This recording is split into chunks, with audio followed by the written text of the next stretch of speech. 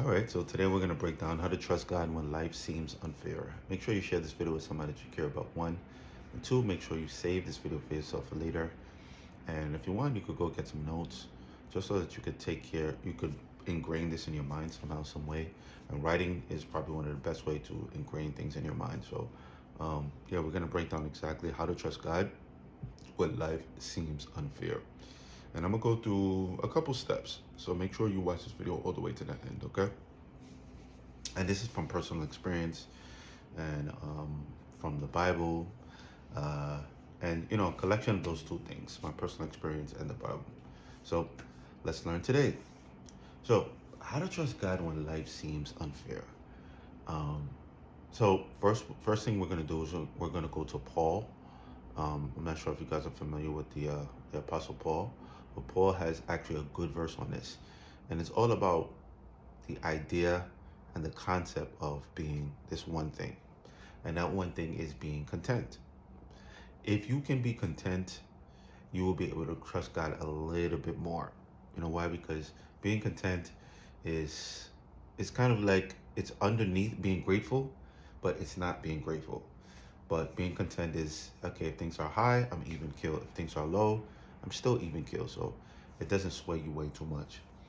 And one of the things that I discovered in life is that your emotions can really, really sway you in different directions. If you can be even keel, you'll probably take care of like 60 to 70% of all of your problems. If you can just stay even keel, it allow you to use your discernment. It allow you to see things for what they really are. It'll make you a better person in terms of making decisions. Just being even keel. That's it. So if you can be content and say, hey, listen, I'm fine right now, whether I do or whether I don't, you'll be okay. And I don't want you to confuse that with being lazy, because being lazy is just, okay, you see the opportunity, but for some reason or another, you just won't go in that direction. That's different. Or you're afraid of the outcome or something like that. That's totally different. I'm talking about just strictly being even keel. Whether you're high or whether you're low, whether times are good or whether times are bad, rather, you are okay. So first and foremost, you have to practice contentment. And that's all on you. Because when you really think about it, about all of this, a large percentage of all of the things that we want and all the things that we think that we need really come from our mindset and how we think. Like, how do we see life? How do we perceive life?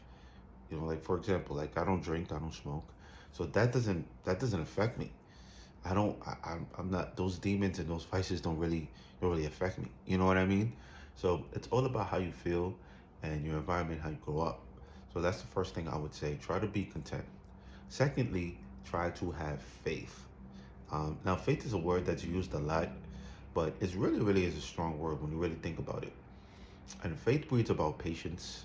A lot of people, well, even the Bible included, says, faith is without works is dead. But faith also has a side of it that's very, very patient. When you know something is going to happen, you planted the seed already. So now you're just waiting for it to happen. You're not worried about it. Faith also alleviates worry. Faith also helps you understand that this is going to happen, because that's the evidence of it happening already. It already manifested because I believe it. Um, and that's with everything, because faith is sort of like fear, you know. Fear and faith, they have the same emotions, but fear is just the negative, faith is the positive. So when you think something bad is going to happen, or you hear people say things like, oh, you don't want to do this because this might happen, that is faith, but in the negative, which is essentially fear. So you want to use your faith to your advantage. So you plant the seed, and that takes action. You have to take action to plant the seed, and after you plant the seed, you just wait for it to grow. That is the faith portion. So make sure you have faith if you're waiting for God to trust you, if you're waiting for God to move or do something in your life. And then I think finally, the last step that I would say, and the thing that I would say to you guys in terms of trusting God, we already talked about faith. We already talked about patience. We already talked about being content. We already talked about planting seed. Is educating yourself. Read your Bible. Educate yourself on God. Like, what is God? Who is He? Is He the same yesterday and today? And when you understand Him a little bit more, it's almost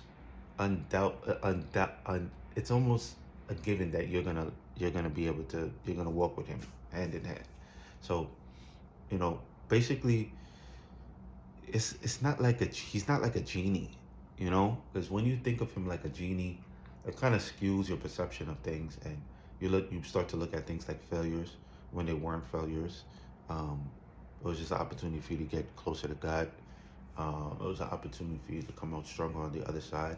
So those are the things that I would say to help you trust God in a difficult time. And remember, there's always somebody else worse off than you. There's always somebody else doing better than you. So that's why you should be content and walk your journey and walk your path. So hopefully this helps you guys.